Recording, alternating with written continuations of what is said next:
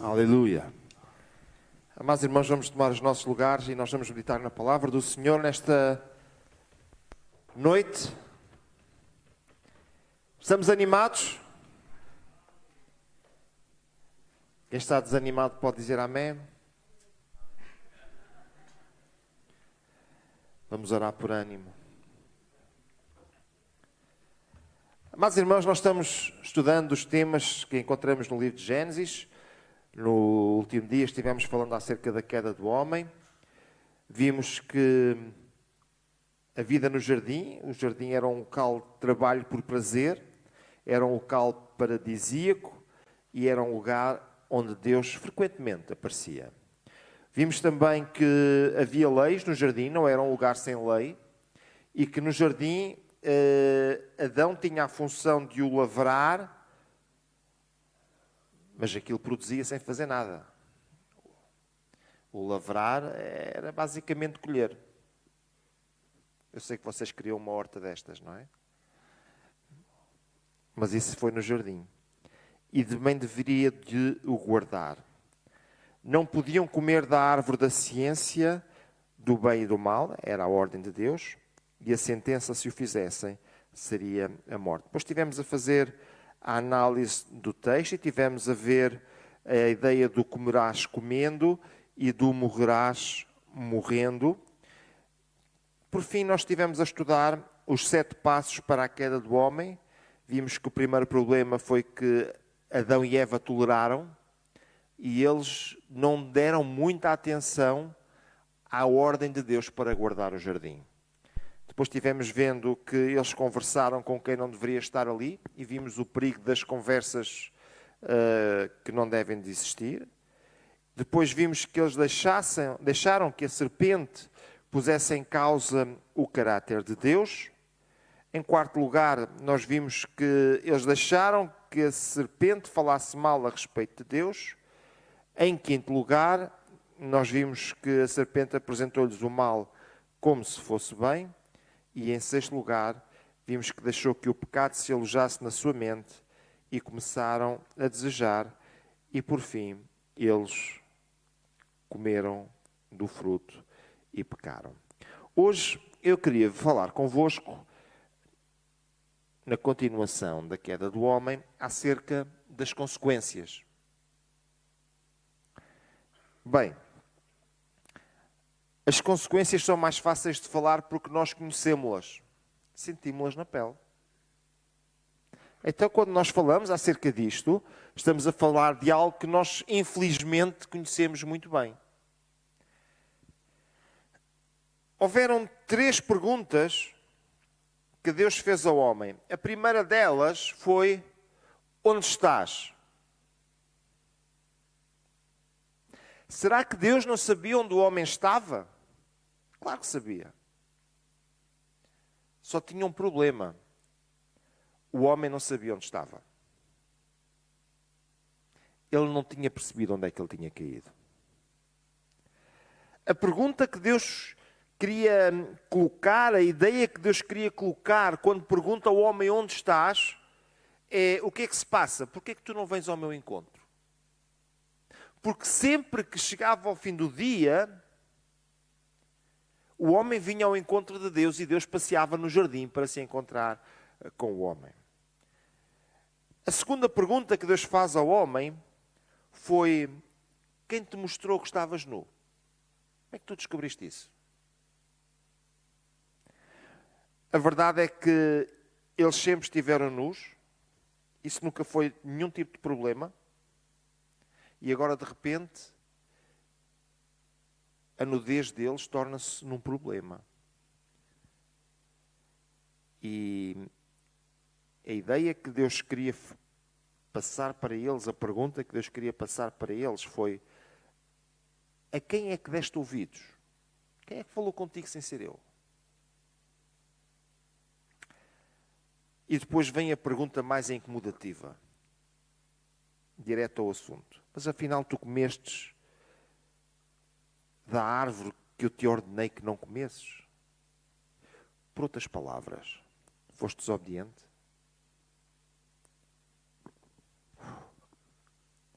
Às vezes nós temos muita coisa para fazer e dizemos assim, olha, eu não consegui fazer isto porque estava ocupado com outra coisa. Eles só tinham uma coisa para cumprir. Podiam fazer tudo, só não podiam comer de uma árvore. E essa única coisa eles falharam. Tinham todas as árvores para eles e agora de repente a pergunta é, tu comeste daquela que eu disse que tu não podias comer? E sabe o que aconteceu? Eles comeram. Amados irmãos, prezadas irmãs, às vezes Deus faz-nos perguntas. Não porque Ele não saiba, mas para nos fazer pensar um bocadinho. Se nós formos ver, a pergunta, comestes tu da árvore que eu te ordenei que não comesses? A pergunta não foi, sim senhor, comi. Não, não foi. Foi a mulher que tu me destes. Oh Eva, tu fizeste isso. Não, não, não, não. A serpente.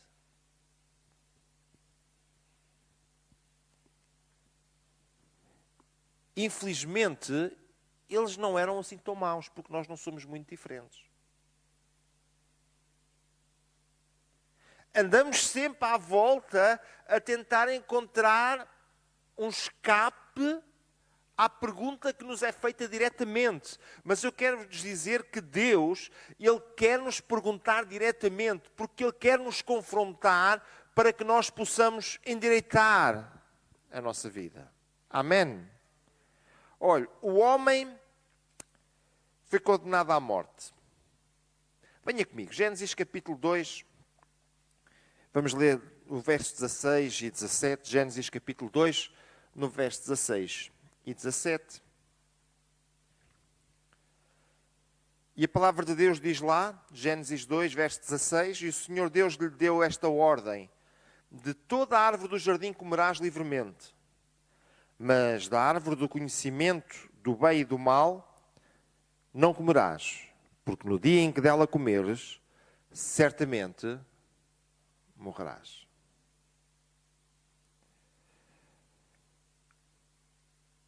Certamente morrerás. Eu costumo dizer que Adão só morreu por uma razão, só comeu por uma razão.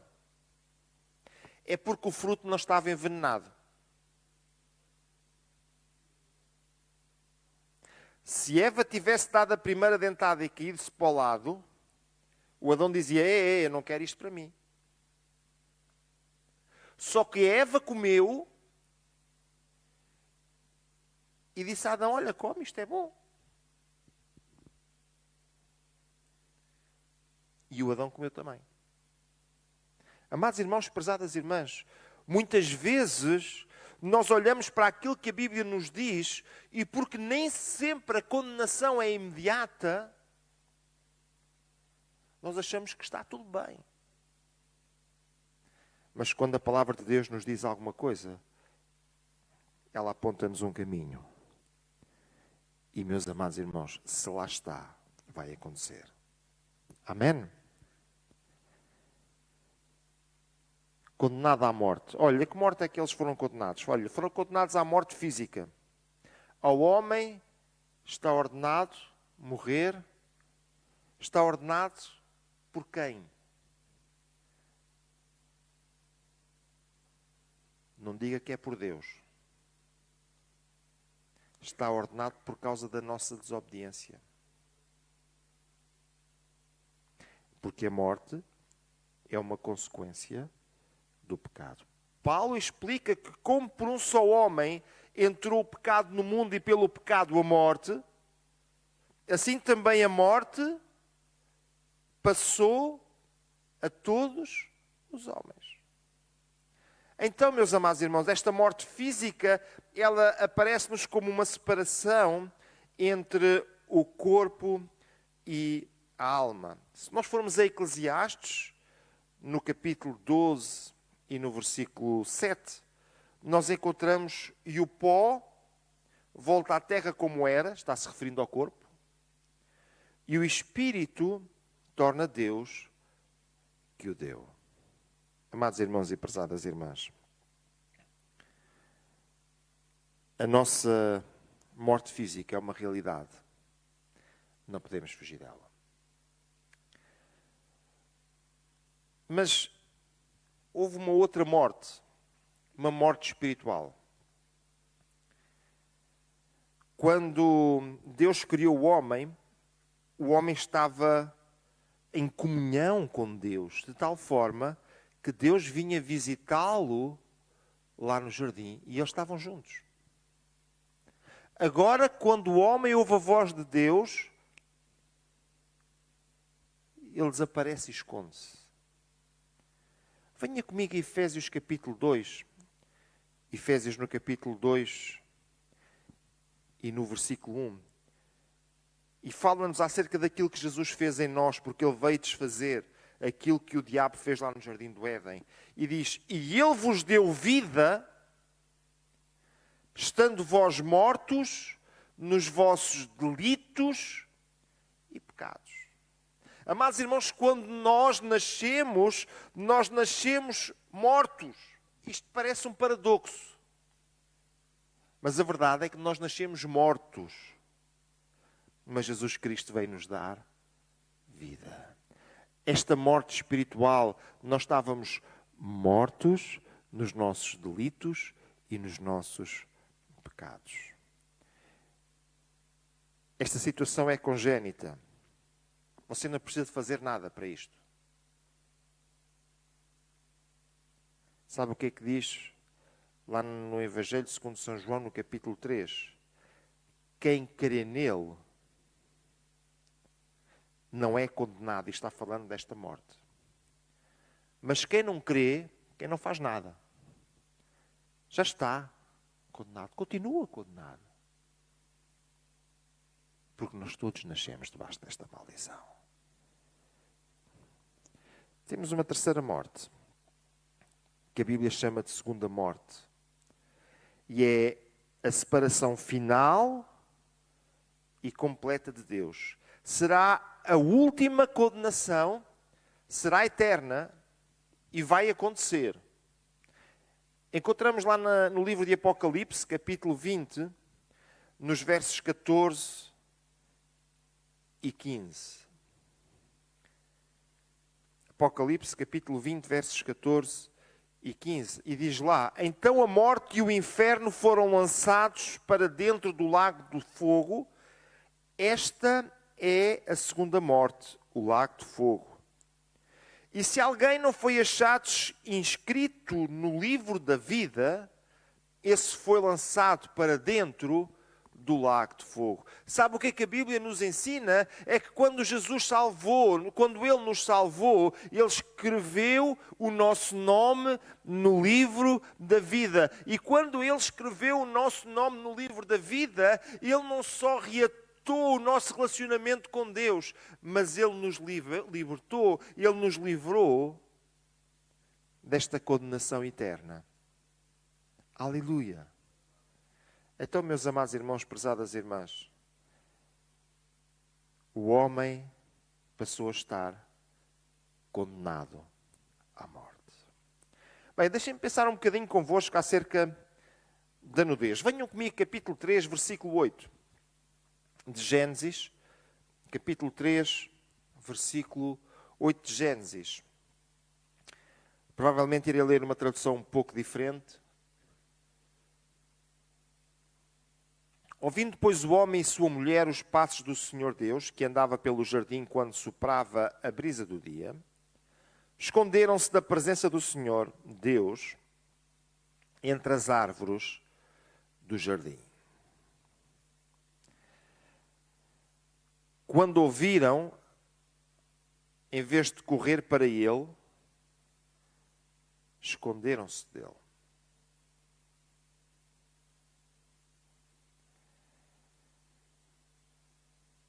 Nós encontramos aqui que o homem sentiu-se inseguro. A nudez trouxe insegurança e então eles procuraram resolver o problema exterior desta insegurança. E eles construíram uma coisa muito insólita. Se você quiser perceber o quão insólito foi, eu desafio a fazer exatamente a mesma coisa que eles fizeram e depois você poderá testificar na primeira pessoa. Eles arranjaram folhas de figueira e eles começaram a cozer aquilo. Não me pergunto como é que eles cozeram aquilo.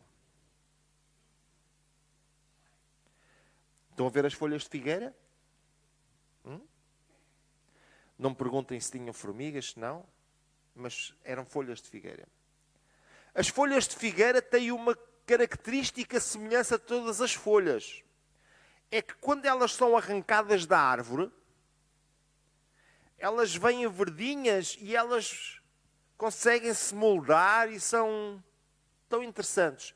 Mas passado algum tempo, aquilo começa a ficar meio amarelo e seco. Agora você imagina estar vestido com uma roupa de folhas de figueira, quando estavam verdes. E eu não sei quanto tempo eles levaram a cozer aquilo, mas não me parece que tenha sido muito rápido, até porque eles não tinham experiência. Eles vestiram aquilo e aquilo até ficou, isto até me assenta bem.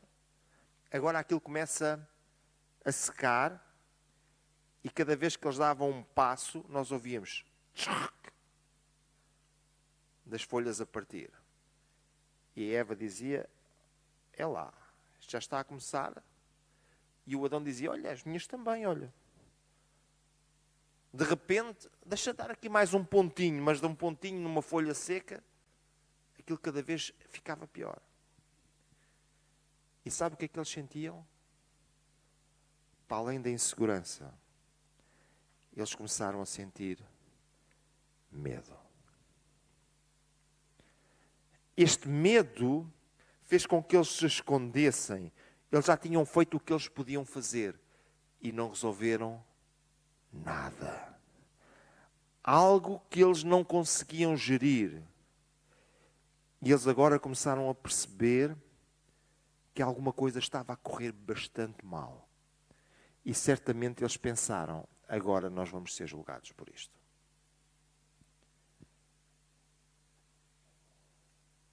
Juntamente com o medo, veio o desconforto. Porque eles sabiam que Deus ia vir, mas agora eles ouvem que Ele já está aí. Eles dizem, e agora? A voz de Deus trouxe-lhes um desconforto tão grande que eles não se sentiram confortáveis para ir ao encontro dele, e a única coisa que eles conseguiram fazer, que lhes parecia mais ou menos aceitável, foi correr e esconderem-se.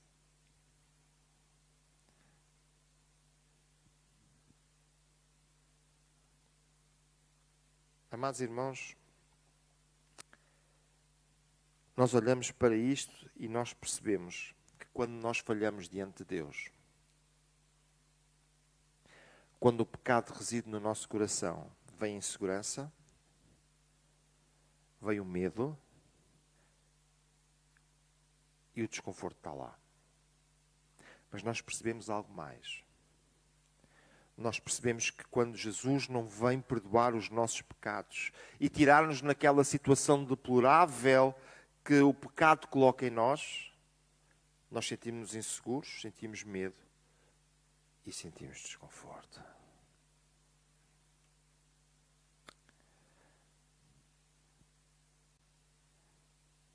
Agora vem maldição. Antes de dizer mais alguma coisa, eu quero dizer que Deus não amaldiçoou o homem. E a única possibilidade de nós estarmos aqui e estarmos bem é que nós não fomos amaldiçoados, nós, ser humano. Amém?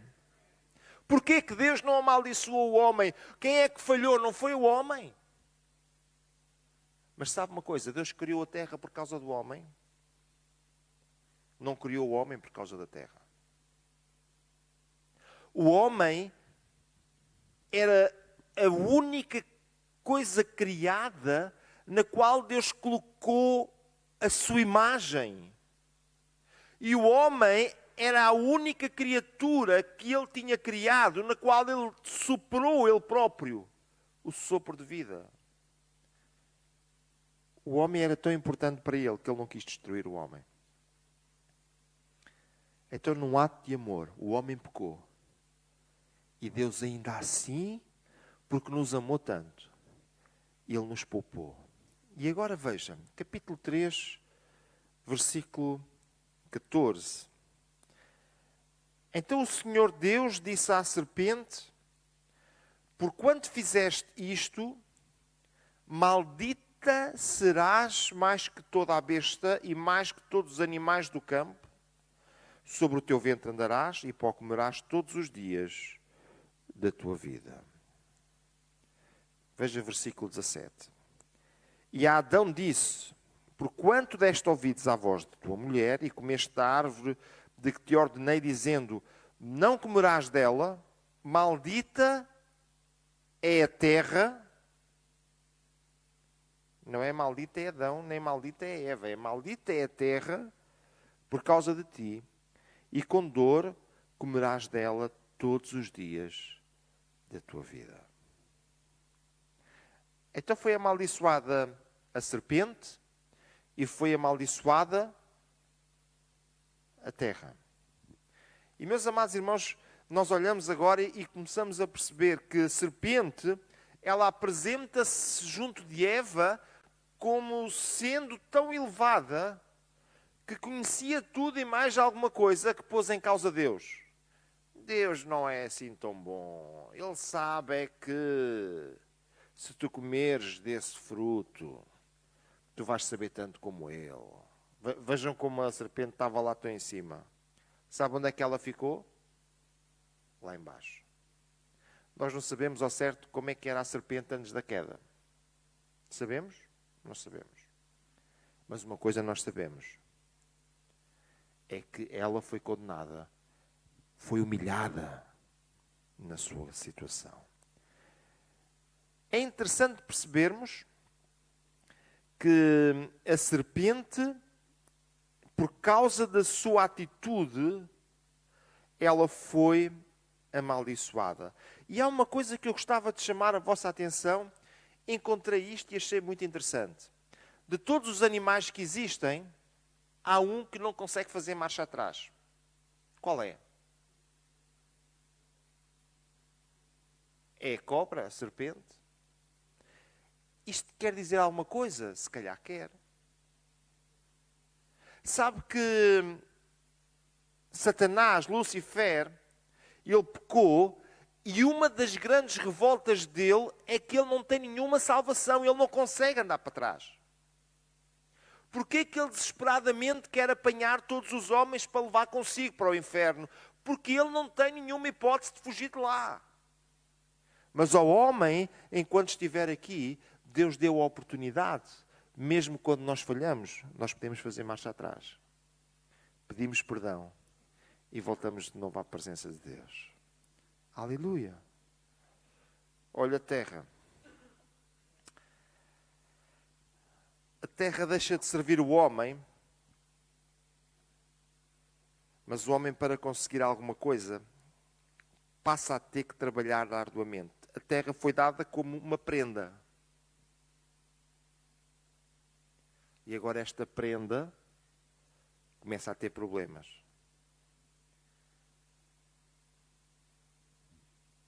É amaldiçoada, não porque tenha feito alguma coisa, mas é amaldiçoada por causa do homem.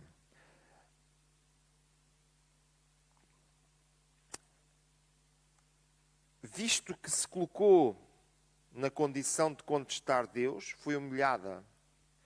E aparece como uma distinção negativa entre os outros animais. Veja o texto que nós lemos. Maldita és tu entre os animais domésticos, e o és entre todos os animais selvagens, rastejando sobre o teu ventre e comerás pó todos os dias da tua vida. Tu vais ser maldita no meio de todos os outros animais. Vais ser destacada pela tua humilhação. Amados irmãos, no meio da falha, Deus ainda assim apresenta-nos esperança. Vocês gostam de esperança? Hã? Eu gosto de esperança. No meio da falha, Deus apresenta-nos esperança. Olha, O homem lutará sempre contra a serpente e esta está sempre a tentar que o homem possa cair na sua tentação. Mas há uma promessa. É que a cabeça da serpente seria esmagada. E ela já foi. Amém? Olha, Gênesis 3,15. E porém, inimizade entre ti e a mulher, e entre a tua semente e a sua semente, esta te ferirá a cabeça, e tu lhe ferirás calcanhar. Amados irmãos, veja, a mulher está numa situação tão frágil porque sentiu que pecou, sentiu que caiu, ela sabe que vai pagar consequências sobre isso e ainda assim Deus diz-lhe, olha, há uma esperança para ti, porque da tua semente, de alguém que vai nascer de ti, vai trazer a vitória. Aquilo que tu perdeste agora vai voltar a ser ganho. Amados irmãos, nós nascemos debaixo da maldição do jardim, mas nós nascemos com a esperança do jardim. A maldição do jardim é que nós nascemos debaixo do pecado, mas a esperança do jardim é que da semente da mulher haveria alguém que iria esmagar a cabeça da serpente. Esse é Jesus Cristo. Ele já veio a este mundo. Ele deu a sua vida na cruz do Calvário. A serpente foi esmagada. Jesus, ele foi sepultado, mas ao terceiro dia ele ressuscitou e agora ele ressurreto apresenta-se como dizendo, olha, eu consegui isto para vocês. E estou aqui para garantir que a serpente tem a cabeça esmagada e não vai conseguir levantar-se. Extraordinário? Há uma promessa que, em meio de muito sofrimento, a cabeça da serpente seria esmagada. E eu quero dizer-vos que a morte de Jesus não foi coisa fácil. A morte de Jesus foi algo de muito sofrimento.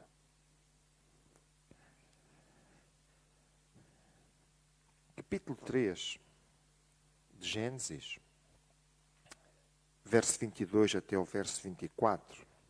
Eu pedi que viesses comigo lá. Capítulo 3 de Gênesis, do verso 22 até o verso 24. Então disse o Senhor Deus, eis que o homem é como um de nós, sabendo o bem e o mal. Ora, pois, para que não estenda a sua mão e tome também da árvore da vida e coma, e viva eternamente, o Senhor Deus, pois, o lançou fora do jardim do Éden, para lavrar a terra de que fora tomado. E havendo lançado fora o homem, pôs querubins ao oriente do jardim do Éden, e uma espada inflamada que andava ao redor, para guardar o caminho da árvore da vida. O homem é colocado fora do jardim. Porquê? Qual foi a razão?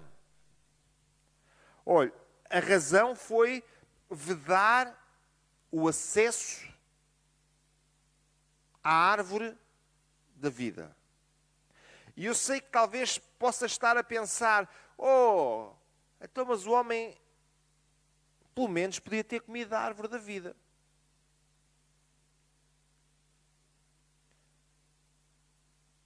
Deus disse que não.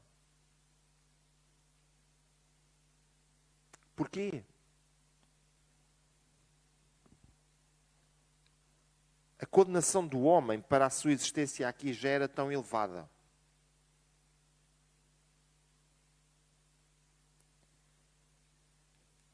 Que se o homem ficasse aqui para sempre, eram para sempre a sofrer.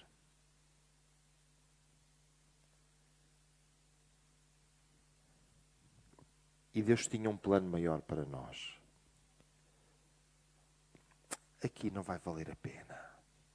Eu vou preparar-vos um lugar. Amados irmãos, no seu grande amor, na sua grande misericórdia, Deus Ele permitiu que o homem ele passasse desta vida, mas ele tivesse vida eterna com Deus. Amém. Então, ainda num ato de amor, Deus coloca o homem fora do jardim do Éden. E sabe uma coisa?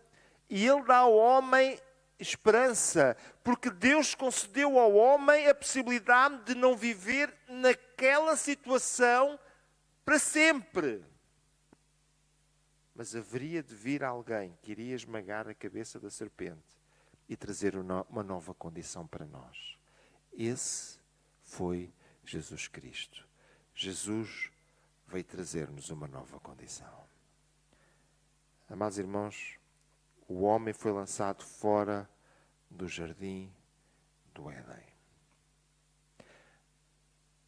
Mas Jesus veio para nos abrir um novo caminho. Não para o jardim do Éden, mas para a eternidade com Cristo. Que o Senhor rico e poderosamente possa abençoar os meus amados irmãos e irmãs. Querendo Deus, no próximo estudo, nós iremos começar a falar acerca de Noé.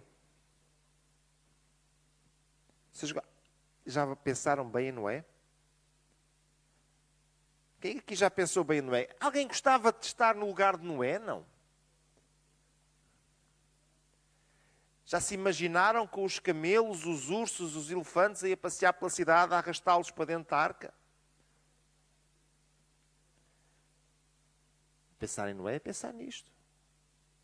Já pensaram as pessoas que nunca tinham visto chuva, verem Noé construir aí num sítio completamente afastado da água, um barco enorme? E as pessoas dizem, oh, Noé, o barco é para andar no mar. Ele diz, não, vai vir aí muita água, eu estou a construir aqui porque a água vai vir aqui. E as pessoas a rirem-se dele. Já imaginaram o que é Noé dizer às pessoas, olha, eu agora vou viver lá para dentro. Oh, Noé, tu és louco. É tudo o que é bichos, levaste aí para dentro e agora também tu vais ir para dentro. Sim, vai a minha família, vou ali para dentro. E vocês deviam vir também. Oh, Noé, tem lá paciência. O único problema foi que quando Noé entrou, Deus fechou a porta. E a porta foi fechada por fora.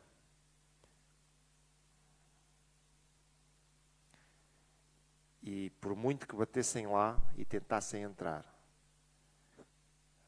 não houve essa possibilidade. Que o Senhor nos ajude e nos abençoe. Nós vamos perceber um pouquinho acerca de Noé e também do que é que representa o dilúvio e o que é que representa para nós. Meus amados irmãos, nós ainda antes de terminarmos o nosso culto, nós vamos doar as nossas ofertas. Eu gostava de anunciar que os irmãos ainda têm à porta o Novos de Alegria deste mês, que os irmãos poderão adquirir, porque este é o mês do Dia dos Namorados. Este Novos de Alegria é sobre amor verdadeiro. Há muito amor, mas nem todo é verdadeiro. E gostava de anunciar que, querendo Deus, no próximo domingo, nós estaremos juntos aqui às 6 horas da tarde com o nosso culto e faço um apelo para que possamos estar juntos na presença do Senhor.